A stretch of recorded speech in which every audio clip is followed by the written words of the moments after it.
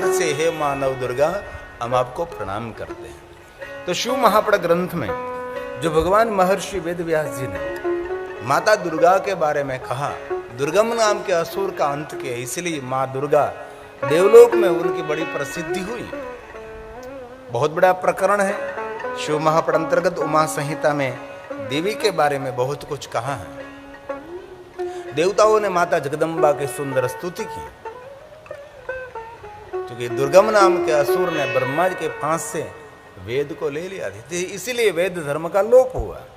यज्ञ यागादि पूजा अर्चन सत्संग सब कुछ बंद हो गया था, वेद प्रचार बंद हो गया था। इसीलिए सभी लोग अपने अपने मार्ग को भूल गए थे, अपने अपने कार्यक्षेत्रों को भूल गए थे। इसलिए अत्याचार अनाचार होने लगा था। इसलिए 100 साल तक अनावृष्टि हुई।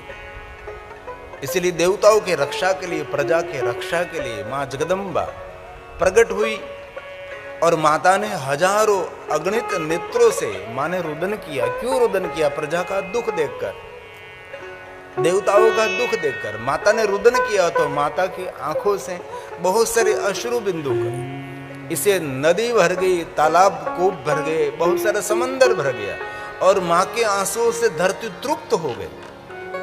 इसलिए माँ की कृपा से सबको शाक मूल कंदस बहुत कुछ मिला और देवताओं ने माता जगदम्बा की बहुत सुंदर सुंदर स्तुति की। और स्तुति प्रार्थना करने के बाद माता ने, भवानी ने, जगदम्बा ने, माता पार्वती ने दुर्गम नाम के असुर का अंत किया। इसलिए सभी देवताओं ने माता भवानी के अनेक नामों से स्तुति की।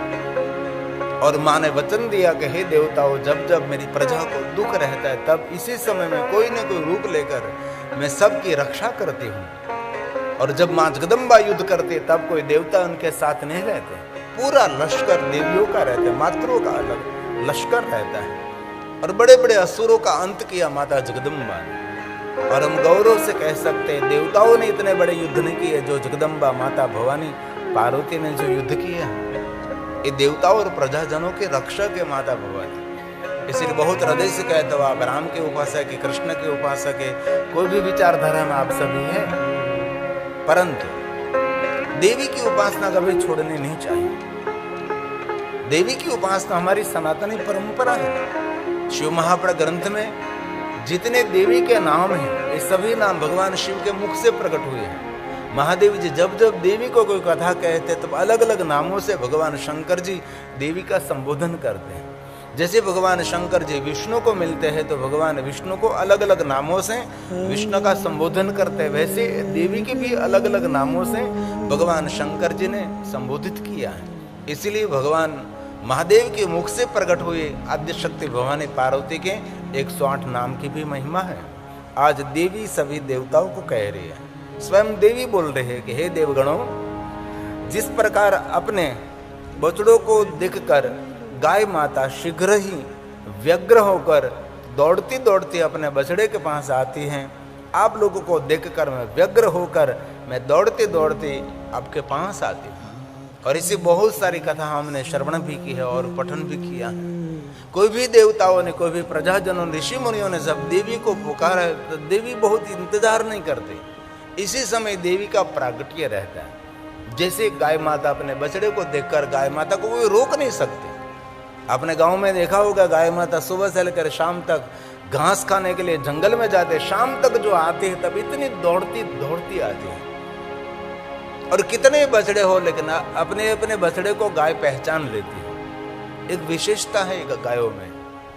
और गाय माता को शाम तक धोना है तो बहुत सारे बछड़े को छोड़ो आप, तो हर बछड़ा अपनी माता को पहचान लेता है। क्या ईश्वर की लीला, क्या अद्भुत है। उनको कौन सिखाने के लिए गए कि यही तेरी माता है।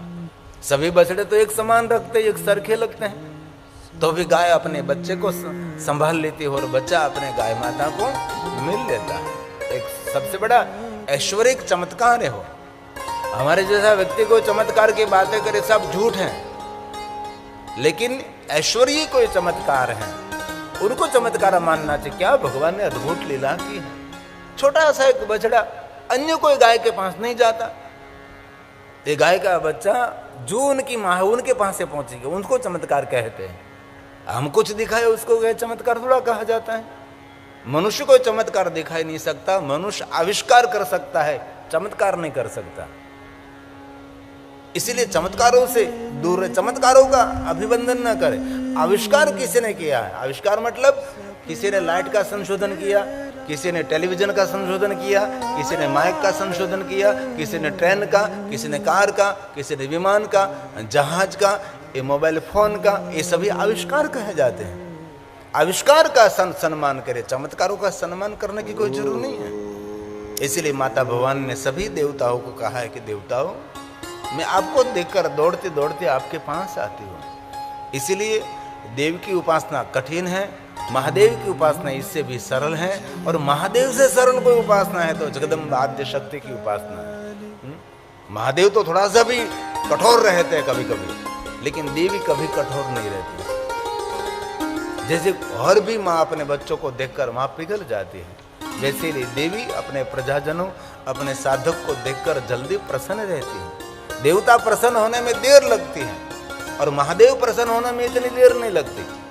और महादेवी को प्रसन्न करना बहुत सरल है, क्योंकि माँ है, वात्सल्य का धाम है, प्रेम का निज धाम है, वो माँ है। इसलिए स्वयं माँ भवानी ये श्लोक गा रहे हैं। और शिव महापड़ ग्रंथ का है, वत्सान् दृष्ट्वा यथा गावो, जैसे गाय माता अपने बछड़े को देखकर व्यग्र हो जाती है, व्यग्रा धावन्ति सत्वरं, सत्वरं माँ पहुंच जाती है। धावन्ति दौड़ती दौड़ती माँ गाय माता अपने बच्चे के पास पहुंचती है।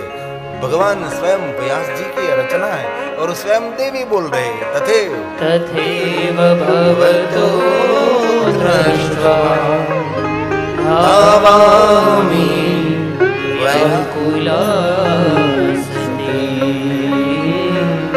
धावामि व्याकुला सती। व्याकुला सती, व्याकुल होकर माता भवानी अपने देवताओं की रक्षा के लिए, अपने प्रजाजनों की रक्षा के लिए माँ दौड़ती। इसीलिए कभी कभी देवी की उपासना विशेष प्रकार से करनी चाहिए। हमारे शिवालय में शिव जी अकेले नहीं है, भगवान शिव जी के साथ माता भवानी सुंदर ऊंचा आसन लेकर माँ भवानी विराजमान है। और स्वयं देवी कहती हैं, मैं आप लोगों को संतान मानती हूँ। सभी देवताओं को कहा माँ जगदम्बा भवानी ने, हे देवताओं, आप सब लोगों को मैं मेरे संतान मानती हूँ, संतान के समान मैं आपके प्रति दिव्य मान रहती हूँ। किंतु जब नहीं देखती तब मैं एक एक क्षण, एक एक युग के बराबर मेरा बीतता है। इसीलिए निरंतर हे देवताओं, मेरे साधकों को मैं देखती रहती हूँ।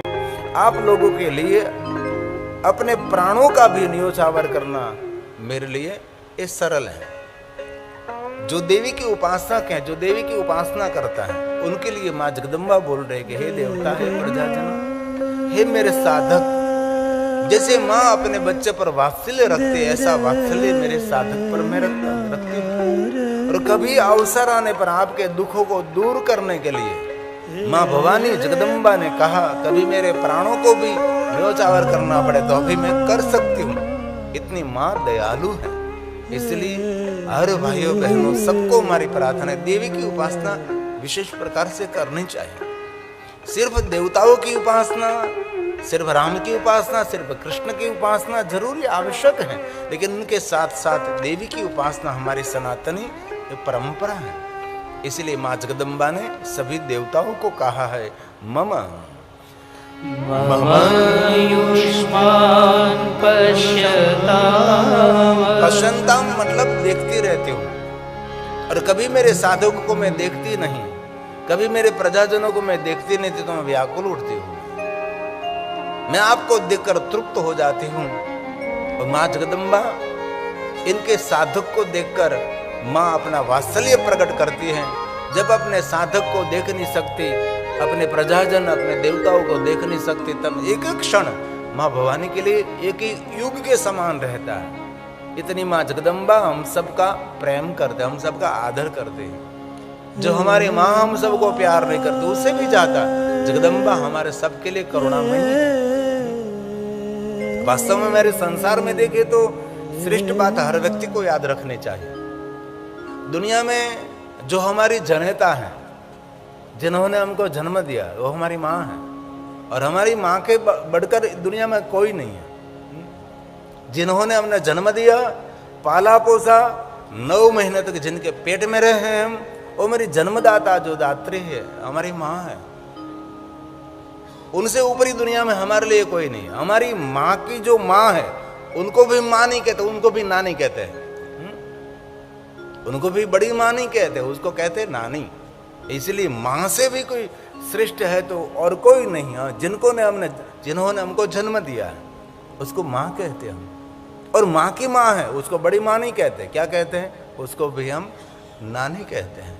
इसलिए माँ से बढ़कर कोई नहीं। इसलिए बहुत हृदय से कहता हूँ मैं, आपके घर में जो आपकी जीवित माँ है ना, खूब दिल से खूब हृदय से सेवा करो। बाकी एक बार ये धरती को छोड़कर चली गई, हिमालय पहाड़ पूरा ढूंढ लो, आप पूरी दुनिया को देख लो, कहीं माँ नहीं मिलेगी। सिर्फ उसकी छवि देखकर आपको तृप्ति रहेगी कि ये मेरी माँ, जिन्होंने मुझे जन्म दिया, जिन्होंने मुझे दूध पिलाया, जिनकी गोद में खेला हूं।